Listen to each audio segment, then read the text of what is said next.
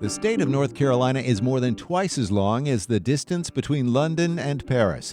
From soaring mountains through the foothills, the Piedmont coastal plains, to the pristine beaches, there are hundreds of towns and cities, each with unique stories to tell. There's a place where you can love your neighbors, you love yourself, and everybody can get along. Every North Carolina community has pride, and more than a few have real challenges. The nearest grocery store is 18-20 miles away. Main Street NC is a special series from the WUNC Politics podcast, telling the stories of communities across North Carolina in the words of the people who live there, and reported by Capitol Bureau Chief Colin Campbell. Main Street NC, coming up after this.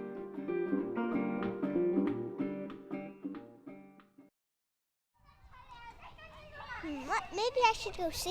You want to go check it out? As the father of a 7-year-old, I spend a lot of time at playgrounds. Lucy and I spend weekends exploring parks around the Triangle. We're lucky to live in a neighborhood where we can easily walk to several playgrounds, but not everyone is so lucky. How would you feel if they put a fence around your favorite playground and told you could play on it? Sad. Yeah, that would be no fun, huh? And angry. Yeah. That's what's happened since 2024 at 5 parks in the city of Durham.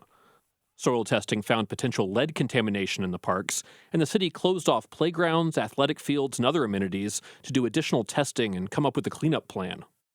Nearly 2 years later, the parks are still fenced off behind signs that tell residents to keep out. 2 of the 5 parks are in East Durham. Ashley Scott works on a bike program serving kids in the area. He showed me around the community where it can be difficult to find parks and public spaces that are open for young people. If this area wasn't so dense that it supported 5 elementary schools, that would be one thing. But the fact that you have so many kids here and there is no public place to play, and the city and everybody's like, we need to get stuff for these kids to do so they're not on the streets and they're not committing crimes. Lead exposure can cause brain damage in children, so Durham leaders have taken an extra cautious approach as they await further test results from the State Department of Environmental Quality. The delay is frustrating to Scott and Gregory Williams, who serves on the Durham Recreation Advisory Commission. Bureaucracy is sometimes difficult to deal with. You've got a bunch of different feasibility studies and things that are really slowing up the process, and it would be great if we had some sort of alternative method for children, especially in underserved communities, to be able to have some sort of recreation, especially by this summertime. It would be really nice to see some sort of headway made, at least by then. Durham officials say the cleanup at East Durham and East End parks could take much longer. And Scott worries that the soil contamination might not stop at the park boundaries. He took me to Burton Park, which sits between an elementary school and the McDougald Terrace public housing complex. The playground there is open, but orange mesh fencing there blocks off a creek that's contaminated by the nearby Brentag chemical plant. The creek is contaminated, and that new playground that they built sits right above that creek. So the idea that these spaces are contaminated, but we feel like the contamination should stop at the property line of something we shouldn't check, I think needs to be reevaluated. Yeah. Homeowners near the contaminated areas are worried too. The nonprofit group Toxic Free NC has been arranging soil testing workshops for neighbors to bring soil samples for free testing. Ashley Daniels is the program and organizing director for the group.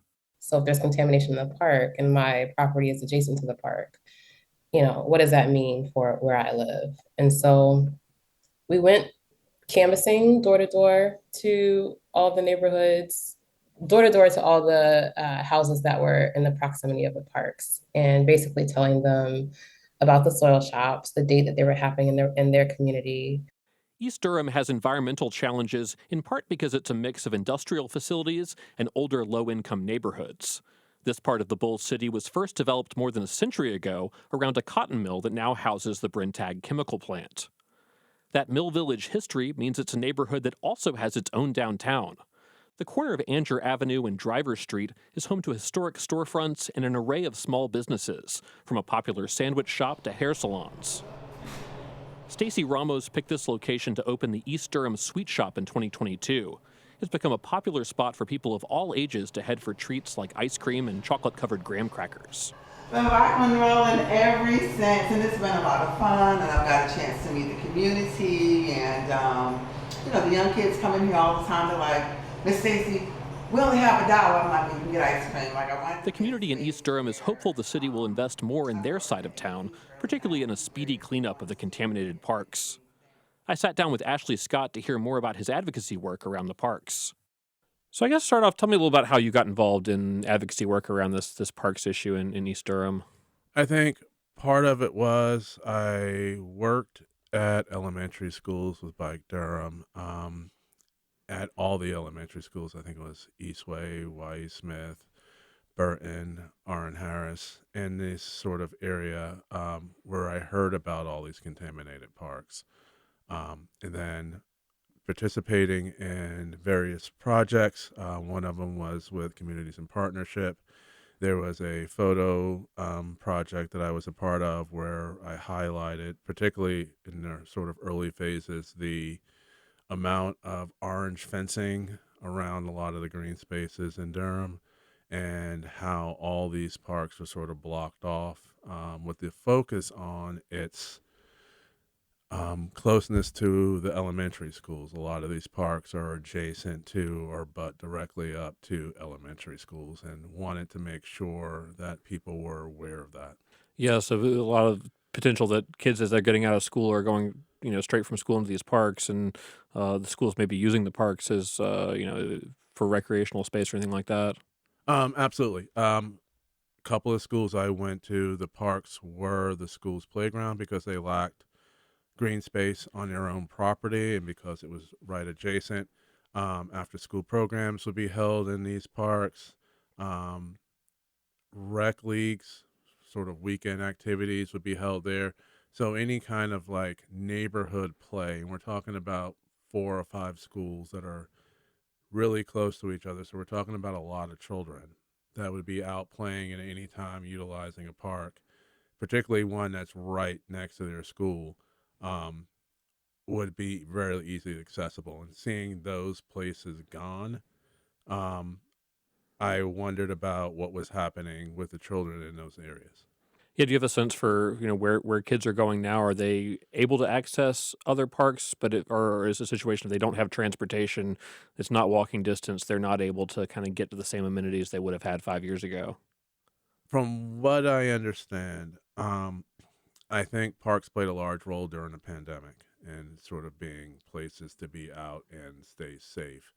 I think also during that time, people had gotten so used to being indoors that they weren't like they spent that 3 or 4 years. And if you're looking at a child, that could be between 5 and 9 or birth to 5, where you weren't outside. So I think a lot of people have gotten accustomed to TV screens indoors and not being outside. And I just say that based on the activities and things I do with youth. A lot of that sort of development range or being outside time, like being able to ride a bike or know how to ride a bike, isn't there because they weren't outside as much. So I can see a lot of people just sort of spending their time inside and or requiring transportation to go to somewhere else. It might be like a trampoline house, a park on another side of town, or an aquatic center, but it's not necessarily neighborhood driven. Now, as we're out of the sites, the fencing seems relatively small in some of these places. In some places, it's damaged. Are you seeing people out there either ignoring the warnings or just unaware of the situation with the contamination, and they're still jumping into some of these spaces? I think I've seen both. It's sort of the same way you put a pool, you have to put a fence around a pool. It doesn't matter. The idea is that you're supposed to protect the people around it and make sure that nobody gets hurt. A lot of time, and then it's done because the pool itself isn't enough of a deterrent. The same, I think, is for parks. You see a park and you see a fence around it, you're like, oh, I can't go play in there. Makes no sense. So I think over time, and we're talking about a year and a half now, plastic yellow fencing has been torn down. People have hopped over the fence to play basketball. I think it's kind of weird on one side. You have a park with a basketball court wrapped off, but on the other side of the street, you have a park wrapped off, but the tennis courts are left open. Yeah, it looks like kind of confusing to know what you're even supposed to be Right. doing in these spaces. And if you look at it and go, all right, if it's paved, I can play on it. Yeah, you'll take down the plastic on one side and go play on the basketball court. But I think it's ridiculous to assume that it would stay up because the sign said you can't play in here. I don't think it's been explained thoroughly enough, at least not to children, to go, these are the dangers in the ground. It might be explaining to their parents, and parents may have tried to convey, well, this isn't safe. But it's hard to see what's not safe if all you see is cut grass in the field.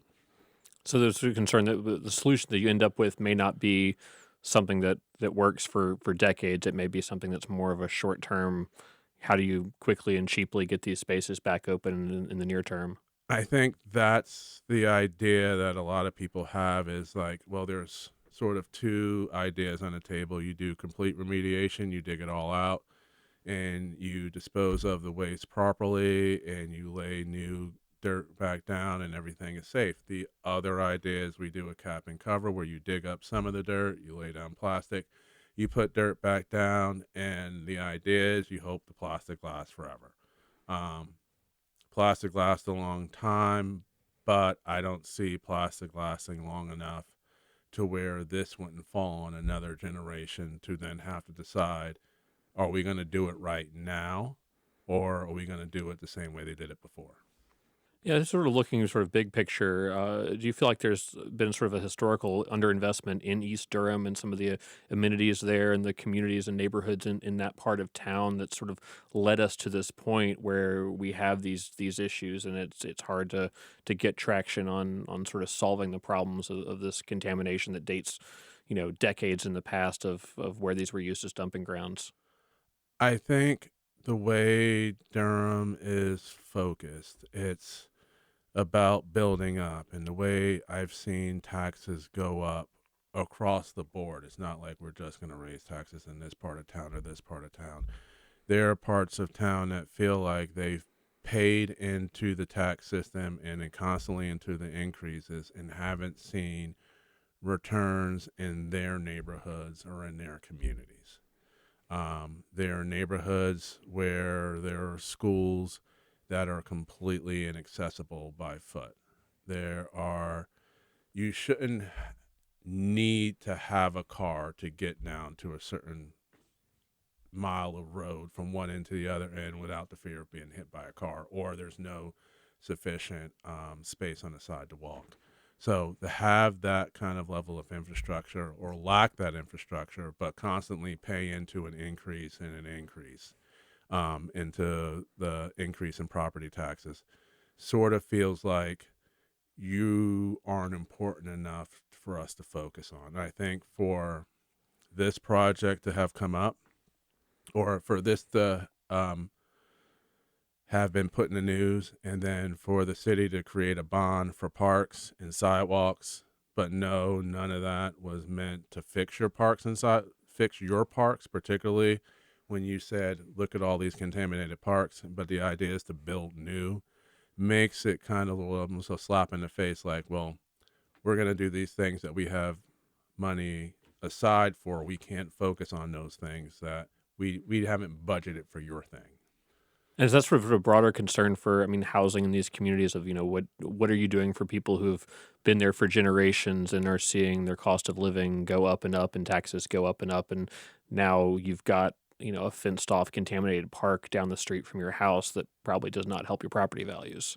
Well, I think that's the case, but I also think about the families who moved to be closer to schools and parks and think, oh, this is an ideal for me and my family, to realize that two of those things are gone now.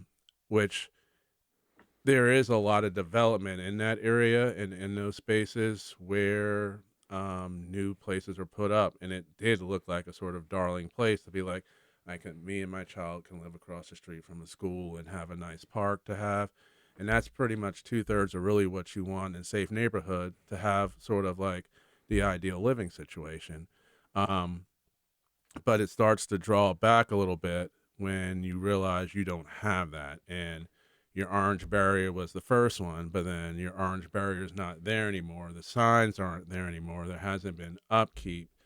to keep that separation from children and dangerous spaces apart. So then you're running into that situation where how safe do you feel like your neighborhood is now? Yeah. I'm curious, sort of, you mentioned your work with Bike Durham and the East Durham Cycle Center. Tell me a little more about that work and sort of how this fits into the broader landscape of how do you provide healthy recreation options and opportunities for people in East Durham who may not be able to go to the other side of town because they don't have a car to go to, a bigger park that's open and has more, amenities to it than what we see in that part of the city now. Sure. One of the things I do with Bike Durham is I do childhood safety education around bicycles in elementary schools. And with East Durham Cycle Center, what I do is a little bit of the same, but it's more community based. It's not focused out of a particular grade or school. It's open to anyone. There is no age barrier. What we do there is we try to eliminate all the barriers around cycling, being education, finance, safety, whatever you need, we provide it for you already so that you can enjoy safe biking. And this is sort of the contaminated park situation happened while I was working in East Durham and realized that there weren't open spaces available. And going around and seeing the amount of orange barriers everywhere in each park, there weren't green spaces for people to go out. And I think that was one of the sort of driving successes that I did because most of our riding is sort of road riding or on a trail. So we're able to just leave the neighborhood a little bit and go somewhere else. But that's not available to everyone. Regardless if you have a bike or not, you might not own a car and you and your parents can't get to the park 5 miles away and there isn't public transportation to the nearest adjacent park or the nearest water park or the nearest skating ring. Um, and it sort of landlocks you a little bit because without transportation you can only get so far without using, public transportation doesn't take you to those other spots, then there's no other option. What do you see as sort of the big picture value to neighborhoods and communities, and particularly young people, of having access to good bike infrastructure, good public spaces, open spaces, versus a place that lacks that? What sort of problems can that create down the line? I think what people don't realize is that a lot of youth crime is based out of two things. I think one, poverty, the other, complete boredom. I won't say complete boredom, but a lack of opportunity to do anything else.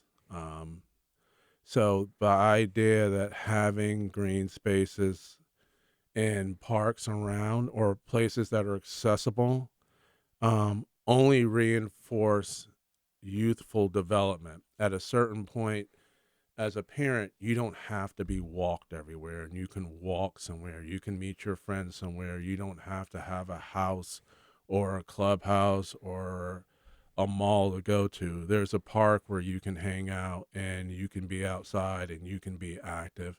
And there are different things the city can do. If you look at something like the way the city is operating in and out of Central Park, in the middle of downtown where there's food trucks and there's, what's it called?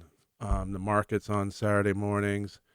There's different opportunities and levels of engagement that happen just at that one park that if we utilized our green spaces more could happen at many different parks around and create opportunities that might thwart crime, create better communities, bring neighborhoods together. I don't think it's utilized enough as a public space to go, well, we can all meet here and put up a grill and lay down a blanket. It doesn't have to be one of those sort of like formal parties or gatherings. And I think certain communities have that.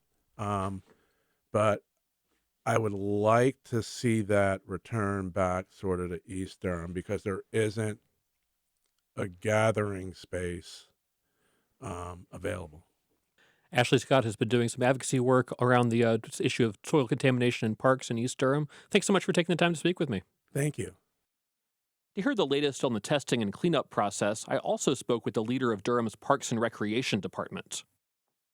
Wade Walcutt is the director of Durham Parks and Recreation. He's been leading the city's Parks Department for the past 5 years. Thanks so much for speaking with me. Thank you. Appreciate the opportunity. So to start off, tell me a little bit about how the contamination issue in these parks were discovered a couple years back. Right. I think it was about 2023 when we became fully aware of what the potential impacts were on these parks. And so since that time, we've taken that information and built on that science and seeing how we can grow and better understand and get a comprehensive view of what we're up against and what are the best paths forward. So this, I understand, was initially started by some outside grad student or something who did some testing, sent it to the Parks and Rec Department, and you guys were able to sort of start doing testing on your own to sort of back up that That's data. right. It was getting that information and, like I mentioned, build on that science. And so we can learn a lot more about what's going on and the extent. So what's the original source of the contamination, as best you can tell, why these particular 5 parks are affected? Sure. Most of our understanding is from what the state calls pre-regulatory landfills. So these were 4 out of the 5 parks had some sort of trash incinerator site on their property at one point in time. And the science and the knowledge that society had and at that time was, what do we do with trash? Well, burning it is an acceptable and standard practice at that time. And that's what they did in these sites. And so that only sort of leached lead into the soil at these locations. And yeah, and our study, or I should say the state's study, goes beyond just looking at lead concerns, but it's just any contaminant that's there that could have been left behind from these incinerators. Looking at the historical record, and I know you may not know, do you have a sense for why past Durham leaders, obviously long before you and others involved in parks planning from the city, chose to put parks at these particular locations, given the sign of messy previous uses that were on these sites? I could only speculate, really. And I could say, the history of parks throughout the country, not just Durham, not just North Carolina, but parkland came into being because it was land that, generally speaking, was not attractive geologically, or it wasn't land that folks could build on, whether it's residential or commercial. And so what do you do with those pieces of property? And oftentimes throughout the country, those were then became open space or dedicated park spaces. In fact, some of the very first parks in the country were actually cemeteries. So what's the status of the soil testing taking place at these locations? I know it's taken some time to get the data that you need moving forward. Right. It has been a long process, but something that we know we want to get right as opposed to doing it quickly. And so we have really been a good partner with the state, the North Carolina Department of Environmental Quality. They are leading this process. They have in this program, it's a pre-regulatory landfill program. There's nearly 700 sites around the state of North Carolina. And so within that program, they have a very regimented set of steps that they take for each site, which includes, of course, these 5 parks. So throughout that process, they've done a thorough analysis. And so really what it includes, it's a full study of each site to understand where contaminants exist, what kinds of contaminants are present, how much there is, and how much may be moving underground. And it also includes looking at the soil, the groundwater, surface water, sediment, where it's appropriate. So the overall goal is to clearly define the contamination, its location, and whether it meets safety standards for unrestricted public use, such, like residential areas and environmental health standards. Part of that process also includes evaluating whether the contamination underground could shift underground. And they're doing a lot of testing and sampling when they complete that work to confirm whether the contamination levels exceed safety thresholds or pose a risk over time. The third part of this, process has been going a couple of years is they're assessing the potential risk to people or wildlife or just our natural areas. This includes, determining whether the contamination could affect human health, plants, animals, our ecosystem, and whether special protections or restrictions need to be made. So that has all been going on these last couple of years. Right now, and what we think is next, DEQ is going to prepare a clear, comprehensive report that explains what contamination was found at each site, where it's located, what the risks are that they may pose. And then this information is going to be used to decide what cleanup actions are needed or how the site can be safely used in the future, whether there are any land restrictions are necessary or not. Do you have a timeline, as DEQ said, when they intend to sort of get this information back to you where you can start taking the next steps? I believe they've indicated they're finishing their final level of testing this month, and we hope to get all those summary reports by March. So what's the next steps as far as remediation? What does that look like, and do you have a sense for what some of the potential possibilities are once you have the data that helps inform those next steps? Yeah, it really is hard to say. Each park is going to be different, and then they're going to have their own set of circumstances and data to contend with. So there are way too many options out there to even list right now. Our goal is, and our priority, I should say, is human health, community input, and then assessing each park for what the contaminants are and what the facts are. There may be one solution for one park and a completely different solution for another park, and maybe a combination of methods for a third park. So it's hard to say, and we have, from the very beginning, wanted to make all our decisions based on the science and the data and the experts in this field. And so that's what we've been doing, and that's what we're going to see through all the way to the end. Yeah. Any sense for how long it might take once you have a plan in place before these parks are back open to the public in some capacity? Yeah, that's a great question too. Depending on what the need is for each park, there would likely be a planning phase of what are the priorities for that community, what does that park want to be now if we have to make some changes.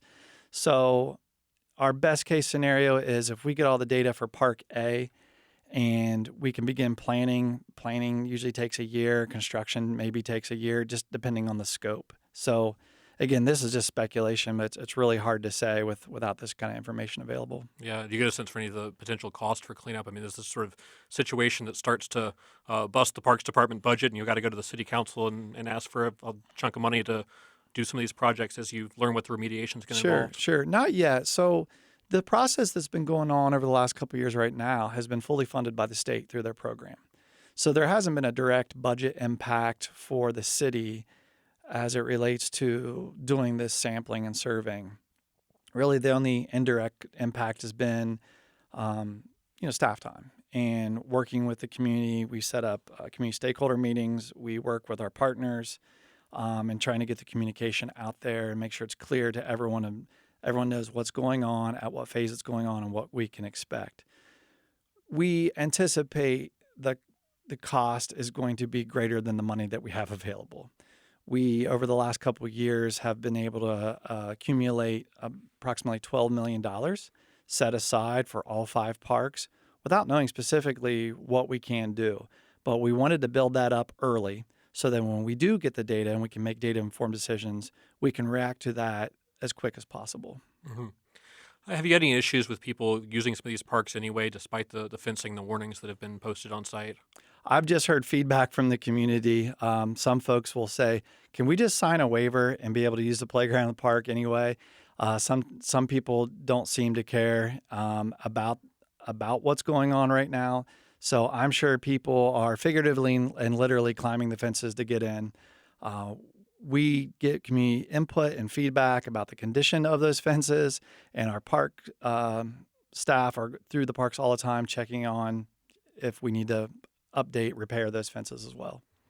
Are there any concerns with the soil contamination that it could be carrying over into neighboring properties, whether that's homes adjacent to the parks or some nearby schools that are also pretty close to the parks? Mm-hmm. That's one thing that DEQ is exploring and needs assistance with homeowners. And they'd be the best folks to talk to about that and the specific properties. But there are some areas that they want to get resident permission for to access their property to take a look that are adjacent to some of these parks. Mm-hmm. I'm focusing a little bit on this story with the 2 parks in East Durham, and I was curious the city's long-term plan for improving East End Park, which I understand is as part of a parks bond, is supposed to eventually connect to Long Meadow Park, which is just down the street. I'm curious if that whole process that I think was in planning well before this contamination issue comes up gets delayed or changed as a result of what you've got to do around the soil contamination there. Yeah, I don't know yet about delayed or changed, but we do see some opportunities there. We see some opportunities with once we understand the full breadth of the contamination at East End, we may have an opportunity as we make repairs to East End Park and improvements. Some of those repairs and improvements might actually be used as a dermal barrier between any contaminants and human contact and human health. So we're hoping for the best case scenario is we can improve the park, provide and build the amenities that the public wanted, while also making the park safer for use. Mm-hmm. And it reminded me sort of the big picture on that was it was two parks that were decades ago were segregated in the same area, and the thought is that you can now connect these two together and have a much nicer facility once all is said and done. That's right. We're physically and figuratively uniting parks that had roots in segregation, and they're separated by a road. And this is one of the most exciting projects in Durham right now of how we can improve this to be some of the best parks, not only in the community, but the region and state. And while doing that, also uniting the parks. So it's a great opportunity. And I can say for a fact that when it's all said and done with these parks will be in better condition and have more improvements than they were since they were first built and made back in the 50s. With the 5 affected parks offline for such an extended period of time, what does the state of parks access look like in these neighborhoods? Are people being directed to other area parks, or are there areas where there's just not that many other options for similar recreation in these portions of town? Yes, that's one of the great things about Durham is the amount of parks that we have and how accessible a lot of our parks are. So we have 66 parks total. So that leaves us 61 that are not impacted. And as we looked at these impacted parks, we wanted to make sure there were alternatives for our residents. So the first thing we looked at and reached out to is the Durham Public Schools.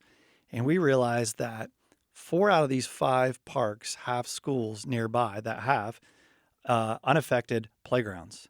And so we're working with them right now to make sure that they can communicate that there's public access to these playgrounds after school and on the weekends for folks to use.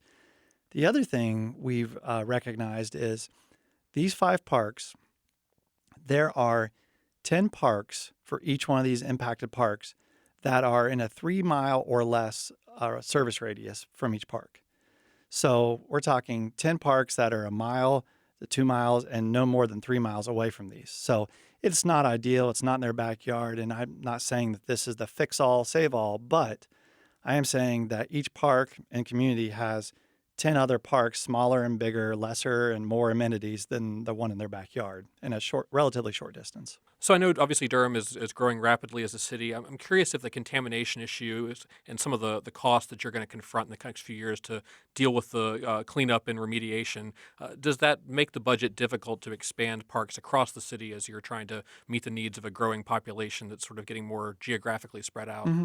It could. Again, we don't know what we're up against right now. What we do know is that we have a great comprehensive park system plan that shows us where a lot of our growth is happening in Durham, and that guides us on our decision making of how we expand, what areas we're looking at, and also what sort of amenities and park spaces that we need and people want. Budget is always going to be a factor nowadays, and probably always has been in the past, with escalating costs for materials and goods. So that's always going to be a factor. I don't know if the funding that may or may not be needed to address these 5 parks in the future will be detrimental to our progress in the future. That is something that we'll have to start planning for now, and also consider a lot of different funding sources, whether it's the multiple avenues through city funding, but what sort of federal grants and private grants and also public-private partnerships are out there to make community better and make our parks better and allow us to continue to grow while also taking care of what we have right now. Wade Walcutt is the director of Durham Parks and Recreation. Thanks so much for taking the time. Thank you. Appreciate it. Main Street NC is a production of WUNC News. The podcast is edited by Dave DeWitt. We had engineering help on this episode from Al Widarski and Cole Del Charco. You can see photos of East Durham at our website, WUNC.org. And if you're in Durham in the Triangle, you can listen to WUNC's news and information programming on the radio at 91.5 FM. I'm Colin Campbell. Thanks for listening.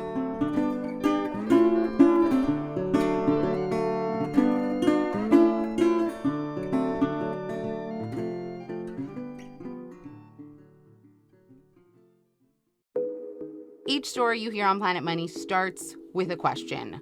What happens if we refund tariffs? Why are groceries so expensive?